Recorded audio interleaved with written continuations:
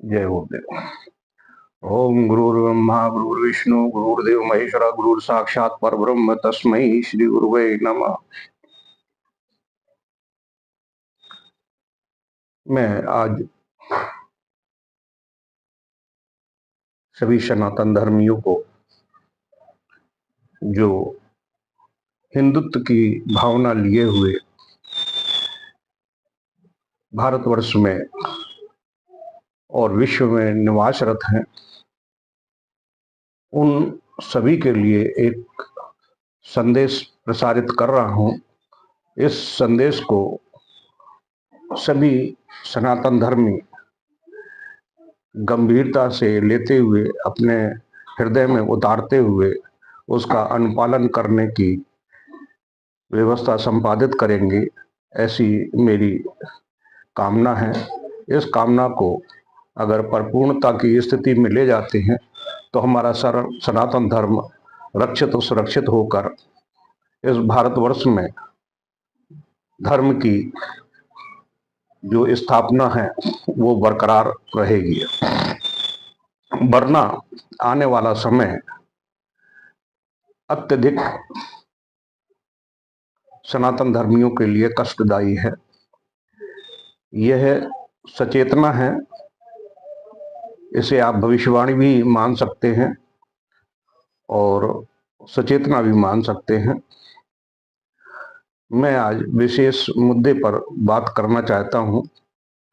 मैं किसी धर्म का विरोधी नहीं हूं, किसी अन्य धर्मों की मैं आलोचना भी नहीं कर रहा हूं।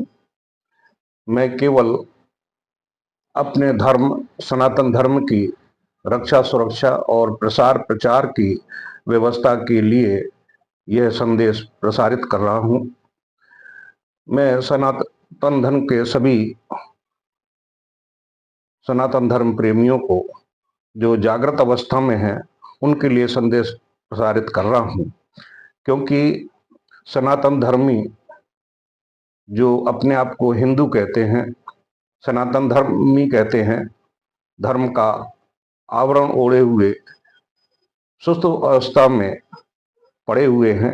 जैसे एक आदमी चद्दर ओढ़ के सो जाता है और उसे यह भान नहीं होता है कि बाहर के आवरण में क्या हो रहा है, क्योंकि वह सोया हुआ है, सुसुप्त अवस्था में है। तो मैं उन जागृत लोगों के लिए ये संदेश प्रसारित कर रहा हूं, जो जागृत अवस्था में हैं, कार्यशील हैं और जागते हुए कुछ कार्य कर रहे हैं। मैं आगाह कराना चाहता हूं कि हमारी भारतवर्ष की जो जनसंख्या है, उसमें वर्तमान समय में, या यूं कहिए कि जिस समय 1947 में हमारा बंटवारा हुआ, उस बंटवारे के समय हमारी हिंदुत्व की व्यवस्था क्या थी और मुस्लिम धर्म की व्यवस्था क्या थी। आबादी के हिसाब से न्यून थी, उन्हें अल्पसंख्यक के रूप में स्थापित किया गया, जो यहाँ रह गए थे। यहाँ रहने का उनका मूल कारण यही था कि यहाँ रहकर गजवाए हिंद की स्थापना का एक बीजारोपण बना रहेगा, तो आगे चल के यह प्रस्फुटित होगा और बड़ा होगा और वृक्ष बन जाएगा, तो उसके नीचे सभी छाया लेंगे। वह प्रक्रिया उस समय थी और धीरे धीरे प्रस्फुटित होते होते आज 75 साल के उम्र का वह वृक्ष काफी विस्तारित हो चुका है। इस भारतवर्ष की भूमि जो बंटवारे में बची थी, उसमें आज देखिए कितना उथल पुथल हो रहा है। इस उथल पुथल की स्थिति में जो अल्पसंख्यक हैं वह भयभीत नहीं है। भयभीत हिंदू है, भयभीत सनातन धर्मी है। जो सो रहे हैं उनकी चद्दर उठाकर, उसे जगाकर, उसे वहीं मार दिया जा रहा है। क्यों? क्योंकि वो सुसुप्त अवस्था में सो रहा था, उसके विचार में कुछ था ही नहीं। जब विचार में नहीं था, जैसे ही चद्दर निकाली और उसके ऊपर वार कर दिया तो वह अपनी रक्षा सुरक्षा नहीं कर सकता है। इसी प्रकार से और यही प्रक्रिया संचारित होते होते भारतवर्ष के कई प्रांतों में देखी गई। कश्मीर में भी वही व्यवस्थाएं देखी गई, जहां पर पंडितों को मार मार कर भगाया गया और उनकी सारी जमीनें हड़प ली। तो सनातन धर्म आज सुसुप्त अवस्था में सोया हुआ है। दिखावे के नाम पर महाकुंभ जैसे मेले में 32 करोड़ 50 करोड़ जितने भी जो भी चले जाएं आते हैं, ये सब दिखावा है। दिखावा है तो दिखावा यह एक दिन समाप्त हो जाएगा। अगर सनातन धर्म का प्रसार प्रचार की व्यवस्था की ओर इनका चिंतन नहीं गया तो सनातन धर्म संकट में आ जाएगा। आप मुस्लिम धर्म को लीजिए, उनका केवल उद्देश्य 2 उद्देश्य हैं। पहला उद्देश्य है धर्म का कड़ाई से पालन करना और विस्तार करना। दूसरा है जनसंख्या को बढ़ाना, यानी अपनी जो उपज है उसको ज्यादा पैदा करना। और इसी कारण से, इन्हीं 2 कारणों से वह वर्तमान समय में विश्व के कम से कम 150 देशों में उन्होंने अपना आधिपत्य जमा लिया।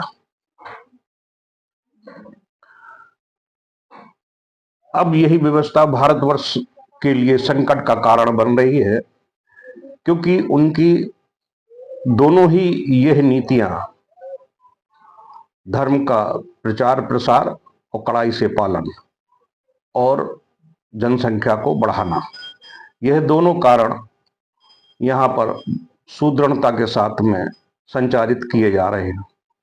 और हिंदू धर्म, सनातन धर्म इन दोनों चीजों में बिल्कुल अनभिज्ञ है, सोया हुआ है। इन दोनों चीजों का कड़ाई से पालन नहीं कर रहा है। यही मूल 2 कारण हैं। यदि सनातन धर्म का प्रसार प्रचार नहीं हुआ, कड़ाई से पालन नहीं हुआ, जनसंख्या की वृद्धि नहीं हुई, तो एक समय संविधान के अनुसार से ऐसा आएगा कि जब वोटिंग की व्यवस्था होगी तो उनके ही कैंडिडेट जीतेंगे। जैसे इस समय जो भविष्यवाणी कुछ सांसद कर रहे हैं, मुस्लिम सांसद, तो वह चरितार्थ है, वो भविष्य को देख रहे हैं कि भविष्य में ऐसा संभव हो जाएगा, क्योंकि हमारी जनसंख्या रोजाना तीव्रता से बढ़ रही है और कई क्षेत्रों में उनका बाहुल्यता के साथ में व्यवस्था बन रही है। यदि वो राजनीति में सक्रियता के साथ में आते हैं तो हमारे लिए संकट का कारण बन जाएगा, तो संविधान की व्यवस्था के अनुरूप।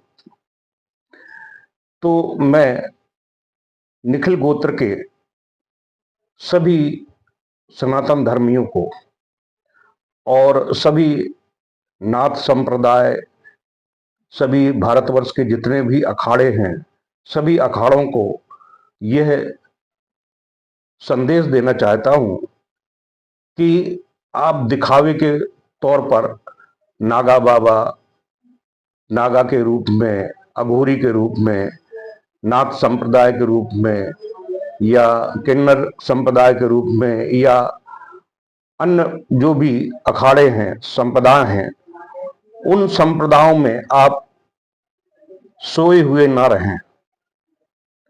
आप जागें, आप जागें और धर्म के प्रति प्रसार प्रचार के लिए कदम बढ़ाएं। जब आप कदम बढ़ाएंगे तभी आपका कुछ हो पाएगा। बड़े बड़े मठाधीश, चारों शंकराचार्य चादर ओढ़ के सोए हुए हैं। अब चादर ओढ़ के सोए हुए हैं तो एक दिन आपका गला काट दिया जाएगा, आपके ऊपर से चादर हटा दी जाएगी और आपका गला काट दिया जाएगा। आपका शंकराचार्य का पद यूं ही धरा रह जाएगा। शंकराचार्य का कर्म कर्तव्य है धर्म का प्रचार प्रसार करना। आपके पास इतना पैसा आता है, इतने मंदिरों में इतना करोड़ों अरबों के हिसाब से पैसा आता है, यह पैसा आप प्रसार प्रचार में लगाएं तो बहुत कुछ हो सकता है। अगर ये पैसा को आप तिजोरियों में भर कर रख रहे हैं तो ये तिजोरियों में भरा हुआ दूसरे आकर, जिस तरह से मोहम्मद गजनवी ने आकर लूटपाट करके सब ले गए थे, 17 बार आक्रमण करके सारे हमारे मंदिरों को तोड़ ताड़ के सब धन ले गए थे, तो आज आप जो सुरक्षित रख रहे हैं धन, ये सब लुटेरे लूट ले जाएंगे।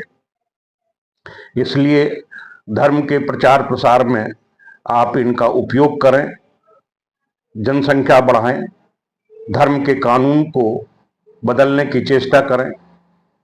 एक पत्नी का जो रूप है उसको भी आप चेंज कर सकते हैं।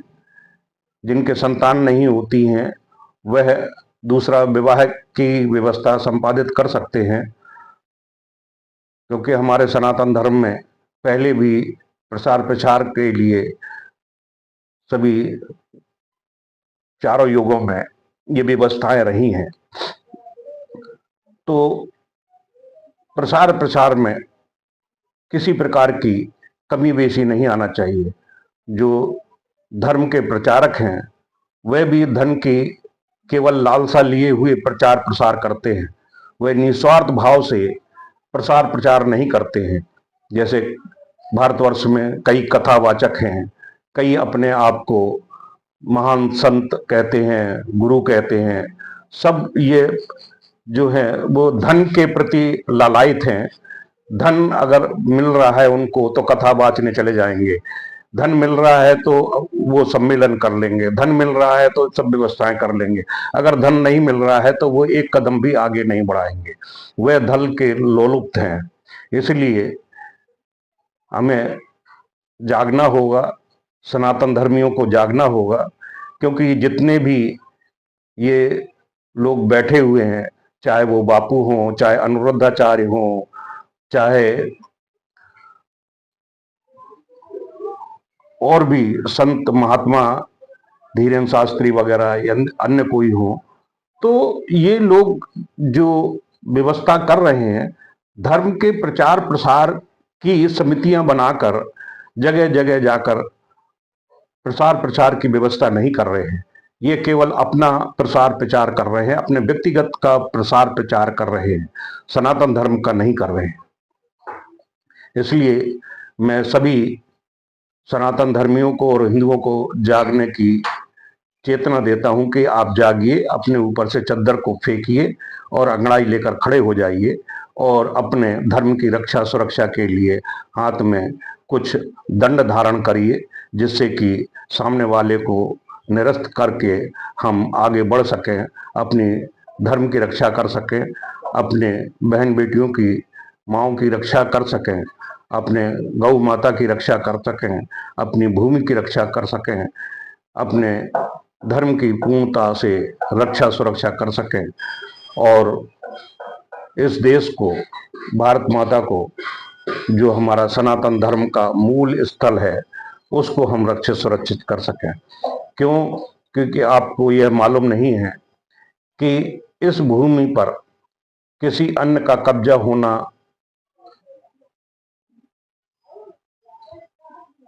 का मुख्य कारण क्या है, उसका पता होना जरूरी है।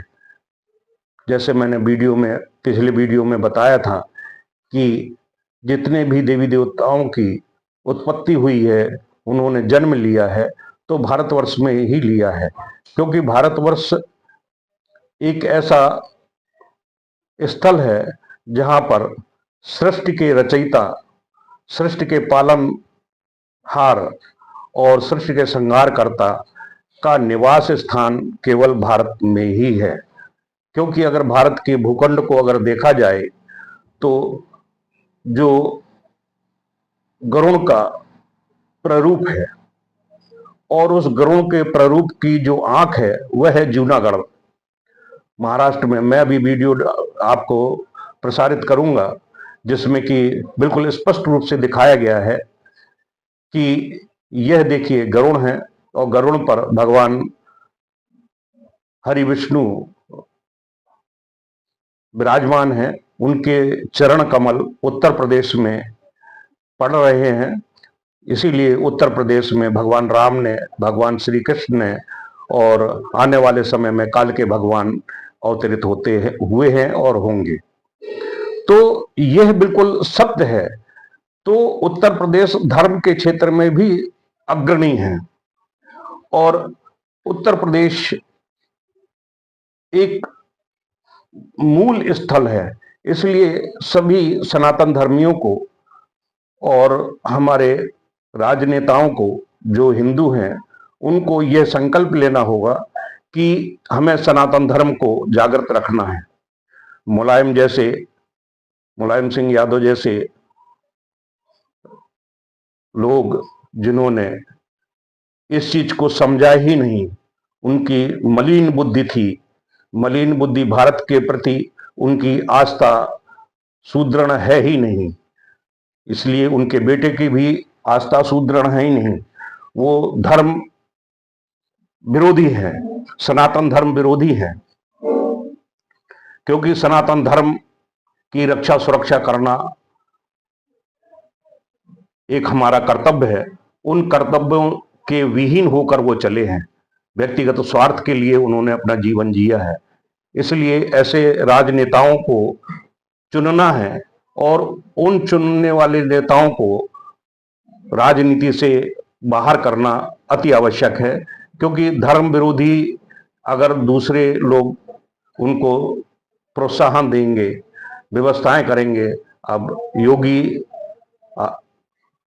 आदित्यनाथ ने जो व्यवस्थाएं की हैं, जो इनके काल में अनाधिकृत रूप से भूमियां लेकर मंदिर मस्जिद वगैरह और इत्यादि और अपने निजी उपयोग के लिए जमीनें हड़प ली थी, वह निकाल रहे हैं। तो ये कैसे निकल के आ रही हैं?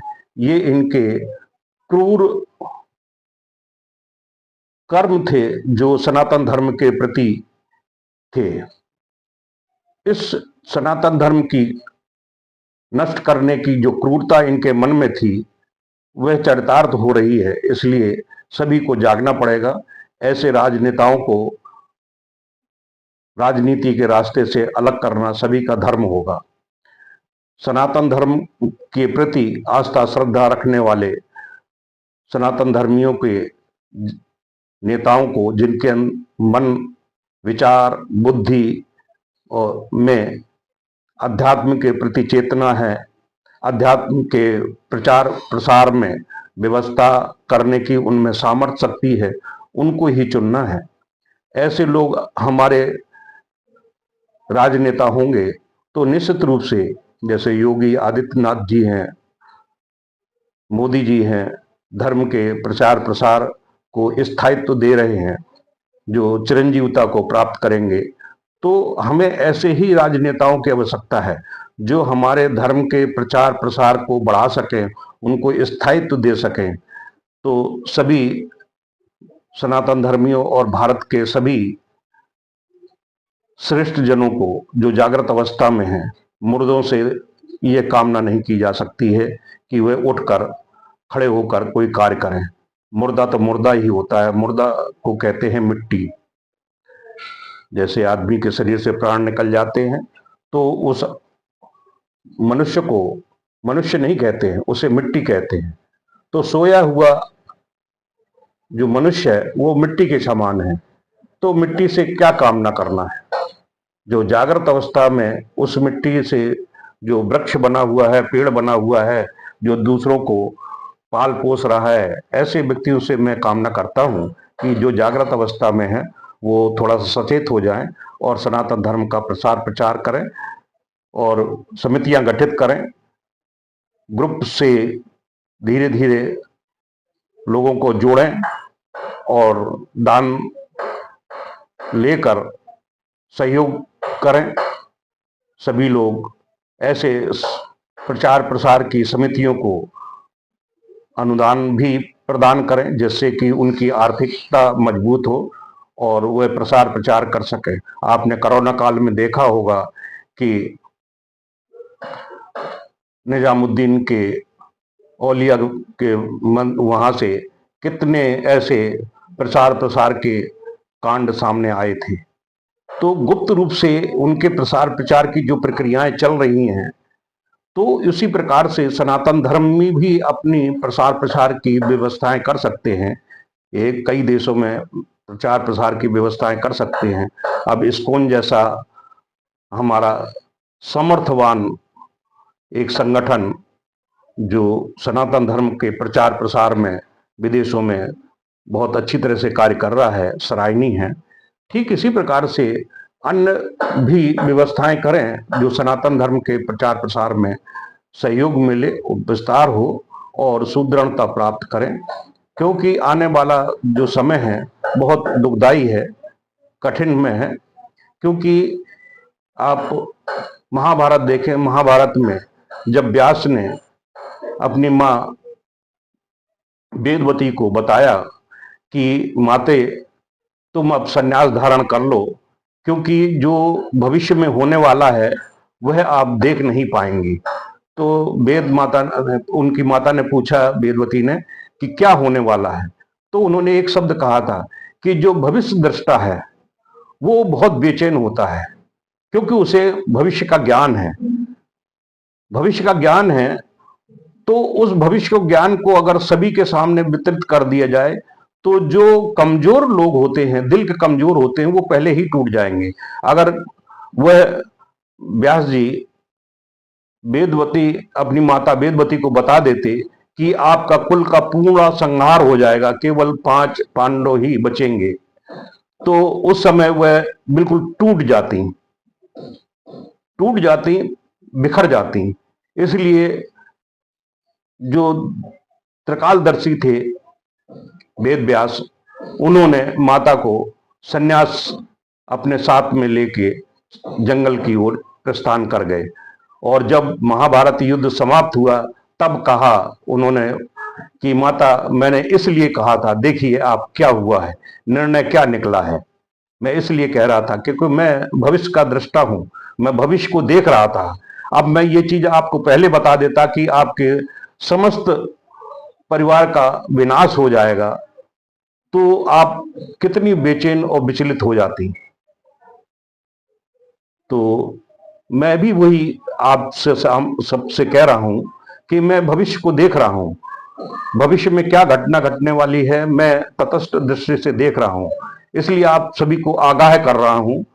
मैं क्या होने वाला है उसको नहीं कह रहा हूं, मैं केवल आगाह कर रहा हूं कि आप अभी सोए हुए हैं तो जाग जाइए, जागे हैं तो कर्म की ओर अपने कदम बढ़ाइए, कर्म करिए, वरना आने वाला समय इतना दुखदाई होगा कि आप अपनी बहन बेटियों के लिए रोएंगे, अपनी माँ बहनों के लिए रोएंगे, आपको बचाने वाला कोई नहीं होगा। इसलिए अभी समय है, समय रहते आप अपने कर्म का विस्तार करिए, अपने धर्म का विस्तार करिए, रक्षित रहिए, सुरक्षित रहिए। यही आपका कर्म कर्तव्य है, यही मेरी आपसे अनुनय विनय है। और मैं यही आशा करता हूं कि भारतवर्ष के सभी सनातन धर्मी जागें और धर्म का प्रसार प्रचार करें, जनसंख्या की वृद्धि करें, जिससे कि संविधान के अनुरूप वह अपने नेताओं का चयन कर सकें, चुन सकें और अपने धर्म की रक्षा सुरक्षा को व्यवस्थित कर सकें। इतश्री, जय गुरुदेव।